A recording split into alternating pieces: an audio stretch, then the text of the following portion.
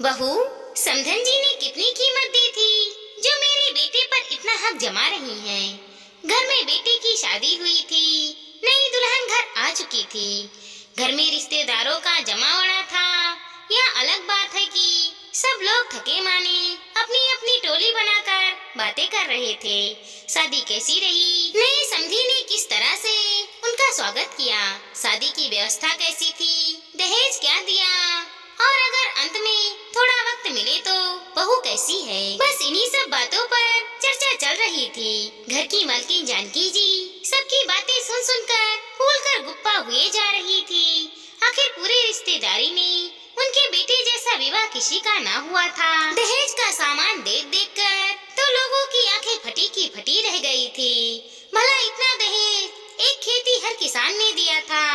लोगों के गले से ये बात उतर नहीं रही थी। और भाई, इतना दहेज भला एक गांव में रहने वाला किसान दे सकता है, इसकी उम्मीद तो बिल्कुल नहीं थी। लगता है हमें भी अपने बेटे के लिए गांव में लड़की देखनी पड़ेगी। हाँ, पहले तो मुझे लगता था कि जीजा जी ने कहाँ अपने बेटे को गांव में ब्याह दिया है, कहाँ हमारे शहर का बाका नौजवान और कहाँ वो गांव की लड़की। लेकिन देखो कितना दहेज मिला है। सच में जीजी के लिए घाटे का सौदा नहीं रहा।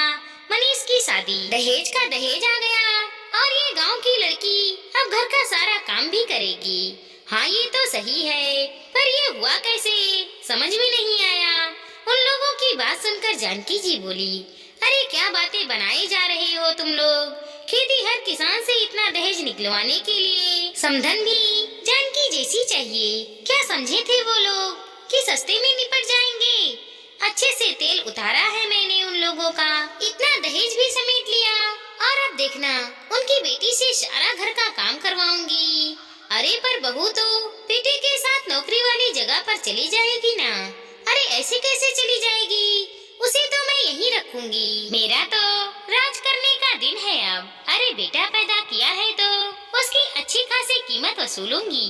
सबके सामने डिंगी कहती हुई जानकी जी जोर जोर से हंसने लगी। उनकी ये बातें पास ही कमरे में बैठी नई दुल्हन रजनी के कानों में पड़ रही थी। सुन सुनकर उसका खून खौल रहा था, लेकिन बिल्कुल चुप थी। तभी उसी कमरे में मनीष किसी काम से आया तो उसकी नजर अपने पति मनीष से टकराई तो मनीष की नजरें भी नीचे झुक गईं। रह रहकर उसे 2 दिन पहले का मंजर याद आ रहा था। उस दिन घर में मेहंदी की रस्म चल रही थी। तभी उसके छोटे भाई मोहित ने आकर बताया कि उसकी होने वाली सास जानकी जी मिलने आई हैं। अचानक शादी के 1 दिन पहले जानकी जी का आना सबको परेशान कर रहा था। वो आई भी और आधे घंटे तक उसके बाबा और माँ के साथ एक कमरे में बातचीत करके चली भी गई। लेकिन उनके जाने के बाद बाबा और माँ परेशान ही दिखे। उसने पूछा भी, लेकिन दोनों ने कुछ बताया नहीं। बस इतना ही कहा, अरे बच्ची, तेरी शादी है, दुल्हन का चेहरा तो खिलना चाहिए। और वैसे भी समधन जी तो बारात के स्वागत के लिए कहने आई थी।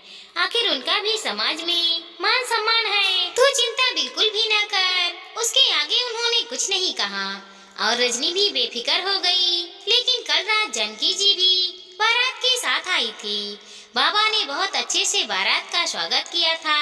शादी हो जाने के बाद किसी बात को लेकर जानकी जी अड़ गई। पता चला कि जानकी जी ने जितना कैश मांगा था उसमें कुछ रुपए कम थे। बस इसी बात को लेकर वो हंगामा कर रही थी। अरे आपसे मैंने कहा था कि मुझे कैश पूरा चाहिए, लेकिन इसमें 50,000 कम है। लेकिन समधन जी, आपके कहे अनुसार हमने सारा दहेज दिया है। यहाँ तक कि बारात का स्वागत भी आपके अनुसार ही हुआ है। आपने 10 लाख रुपए मांगे थे, पर शादी का खर्चा, दहेज का खर्चा सब कुछ निकाल कर इतने ही रुपए बचे हैं। बाकी के 50,000 मैं आपको बाद में दे दूंगा, पर अभी तो आप विदाई करवाइए।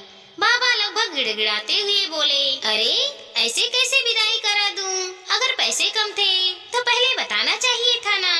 शायद मैं बारात ही वापस ले जाती, पर नहीं, आप तो बड़े चालाक निकले समधी जी। विदाई के समय यह बात बताई है आपने मुझे, और आपने क्या बताई ये तो मैंने नोट गिन लिए। याद रखना, बेटे की माँ हूँ, उसे पैदा किया है मैंने पाल पोस कर बड़ा किया है, पढ़ा लिखा कर इंजीनियर बनाया है, आज बड़े शहर में नौकरी करता है, उसकी पूरी कीमत वसूल करूंगी। मैंने अपना बेटा कोई सस्ते में नहीं दिया है आपको। जानकी जी अभी भी अपने धुन में कहीं जा रही थी और उधर बाबा हाथ जोड़कर गिड़गिड़ा रहे थे। समधन जी समझिए, अब हम रिश्तेदार हैं, यूँ सबके सामने मेरा तमाशा तो मत कीजिए। 50,000 रुपए ही तो कम है, मैं आपको बाद में दे दूंगा। ये सारे बंदोबस्त मैंने किसी तरह से किया है, कम से कम उसका तो सम्मान कीजिए। इस शादी को करने में मेरी जमीन तक कहते कहते बाबा की नजर रजनी की तरफ चली गई और वो चुप हो गए। पर रजनी को समझ में आ गया कि बाबा ने उसकी शादी के लिए अपनी जमीन बेच दी।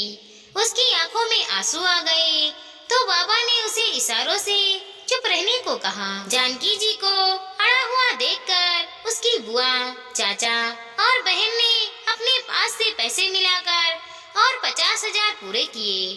तब जाकर रजनी की विदाई हुई। पर उसी पल से रजनी के मन में जानकी जी के लिए नफरत भर गई। तभी अचानक बाहर से जानकी जी की आवाज आई, अरे ओ महारानी, आराम हो गया हो तो रसोई की रस्म भी आज ही करेंगे, जल्दी से तैयार होकर बाहर आ जा। थोड़ी देर बाद रजनी तैयार होकर बाहर आई तो सभी की आंखें उसी की तरफ थी। न सिर पर पल्लू और न ही दुल्हन की तरह श्रृंगार। उसने सिंपल सा सूट पहन रखा था, बाल खुले हुए, माथे पर छोटी सी बिंदी, मांग में सिंदूर और हल्की ज्वेलरी। उसे देखते ही जानकी जी चिल्लाते हुए बोली, अरे ओ महारानी, ये तेरे बाप का घर नहीं है, अपने आप को इस घर की मलकिन समझने लगी है क्या? ऐसे तैयार होकर आई है, जरा दुल्हन की तरह ढंग से तैयार होकर आ। आते ही रंग दिखाने लगी है। भूल मत, मैं तेरी सास हूँ, तेरे पति की माँ। उसकी बात सुनकर रजनी उसके पास आई और उसके सामने सोफे पर बैठते हुए मनीष से बोली, सुनिए जी, मेरा इस घर में दम घुट रहा है, आप फटाफट यहाँ से चलने की तैयारी कीजिए, हम अपने घर को जाएंगे। वैसे भी मुझे इस औरत के साथ रहने में कोई इंटरेस्ट नहीं है। उसकी बात सुनकर सब लोग हैरानी से उसकी तरफ देखने लगे और जानकी जी गुस्से में फुफकारती हुई बोली, तेरी हिम्मत कैसे हुई मुझसे इस तरह से बात करने की, और कहाँ जाने की बात कर रही है? जब मेरी इच्छा होगी तभी भेजूंगी, पर उससे पहले तो तुझे तमीज सिखानी है। भूल गई कि कल तेरा बाप किस तरह से गिड़गिड़ा रहा था मेरे सामने? जानकी की बात सुनकर रजनी की आंखों में गुस्सा उतर आया। हमें सब अच्छे से याद है माँ जी, बहुत अच्छे से याद है, और ये बात अब हम जिंदगी भर नहीं भूलेंगे। पर शायद आप भूल रही हो कि मेरे पिता ने कल आपके बेटे को खरीदा था और उसकी पूरी कीमत चुकाई थी। आपने कहा था ना कि बेटे की माँ हूँ, उसकी पूरी कीमत वसूल करूंगी। तो बस हमने आपके बेटे को खरीद लिया, अब उस पर आपका कोई हक नहीं है। भूल कर भी उसके पास नजर आई तो देख लेना। देख लीजिए अपने बेटे को आज जी भर के, मैं तो लेकर जा रही हूँ उसे, अब इस पर सिर्फ मेरा हक है।